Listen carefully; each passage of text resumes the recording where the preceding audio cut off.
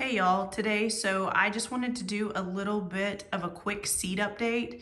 And I also got off work a little bit early and went by the nursery. I said I wasn't gonna buy anything, but I did buy some things because I just can't help myself.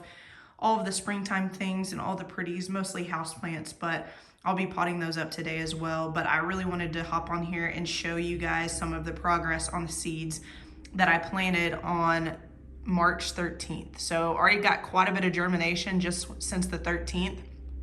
As you probably saw in my other video, I planted a bunch of different seedlings in this tray, doing a little bit of an experiment with like different germination rates and things like that. And as I mentioned before, I just don't have a lot of space to store seeds at the moment. I have nothing set up. As you can see, I'm out in the room that is off our garage. The floor is just stained concrete, so it's perfect for this. And I just kind of have a makeshift table here until we can get our life a little bit more organized after the move and until it's kind of warm enough to go outside. So I've been germinating these seeds in here with just room temperature. We have a heater out here, and I've kept it at a roughly 62 degrees with a dome lid on, and I've got a lot of germination, and I didn't even have a grow light on these seeds. So again, another experiment. I've always used a grow light in the past, and I wanted to experiment and see what I would get if I didn't use a grow light and just kept them in front of natural sunlight windows. So, and also excuse the noise outside. We have some people out in the back working, so you'll probably hear that occasionally in this video. So I don't have a lot of germination on the dianthus. If I get really close, if it'll focus, there is really slight germination on the dianthus, but not really hardly enough to see unless you're standing here staring at it in person.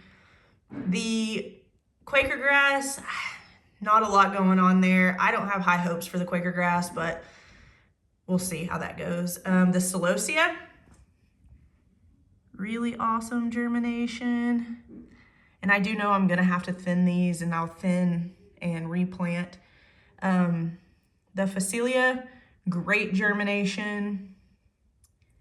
The asters, there's a couple germinated seeds there, and then that back marker right there that says Fairy Morse is just my ending point.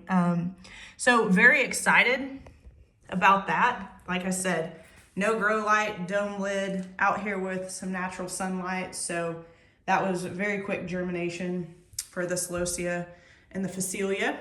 So out here is just kind of a mess at the moment. And this is kind of where we're storing some of, still my indoor plants are still out here. I just haven't moved them inside. I have so many seed starting trays. Bought some pots today at the nursery that were on major sale. They're my color in that charcoal gray, so I thought I would snag those. You can't just never can have too many pots. So this is my fern leaf maple that we brought in here last night. We're gonna be below freezing the next couple days, and this guy had started to leaf out, so I wanted to bring it in here to protect the new leaves. Our weather just can't seem to make up its mind, so we're stuck bringing plants inside until then. This is my fiddle leaf. It's doing pretty well in here. I topped it last summer or at the end of the summer so that it would branch out, and I'm probably gonna be topping it again. They grow really well for me outside here. I really wanna get the trunk quite a bit thicker on this thing, and then I'm gonna be taking off all of these leaves and pruning it into tree form. So I'll keep you guys posted on that too. Such an easy plant. I have a really large Sansevieria, mother-in-law's tongue, doing pretty well out here. My euphorbia seems to be pretty happy out here as well. So then there's my totem pole cactus that I bought as a cutting probably like a year ago, and I'm trying to get it to root, and I'm sure it has some roots under there. I just haven't checked. I'm gonna probably pull that out this spring and give it a go. Something else is I had a bunch of leftover sweet pea seeds, so I stuck them in this pot. I ran out of seed trays. So to improvise, I had already had the seeds soaked, so I really needed to get them into some sort of soil. And something else is these have been in my basement since last Saturday. I'm pre-sprouting these ranunculus. I just dug around. There were some that didn't have any pre-sprouts yet, no roots yet. And this was a mixed variety, so I don't expect them all to start pre-sprouting at the same time, but the growth points on there and the roots are so exciting. So I'll keep you guys posted on that. Cover that back up. I didn't see anything. I have the anemones on this side right here, and I didn't see anything on those, but I will keep you guys posted. So let's go over here and I will show you my most favorite plant in the world is a maidenhair fern. And for me, I've never been able to grow them inside, but they grow so well for me outside. And I typically overwinter them in the garage or inside, like out here in this building.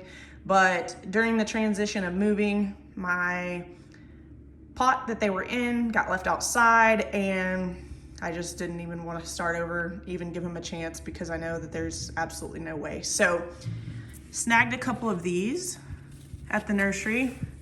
Need to be groomed up a little bit. Maidenhair ferns are really kind of hard to find in our area. I'm sure it's different in other areas, but when I find them, I like to snag them. Need to do some grooming on these. So I got 2 of those in the bigger pots here, and I'll be planting those up today as well.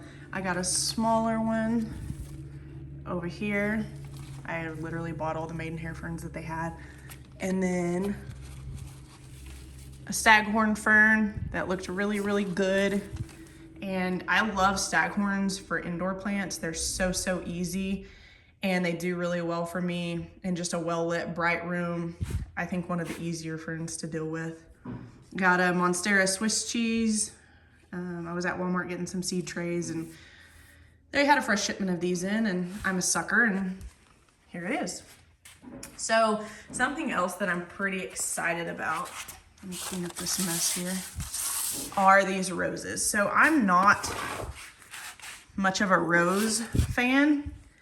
However, I am going to be doing a lot of cut flowers in the new section of the backyard.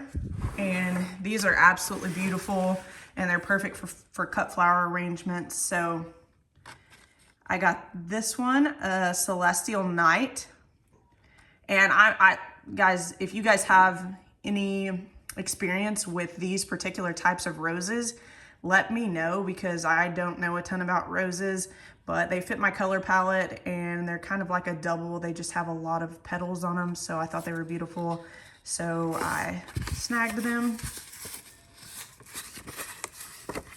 Let's see here. So again, I'm gonna be growing these for mostly cut flowers. So it's a deep purple. Petal count is 60 to 75, which is something that I really get excited about. So the Celestial Night, and they're that beautiful deep purple. And this one over here, let me clean all the dirt off of it. All dressed up, and it's a light pink color, which also falls in my color palette.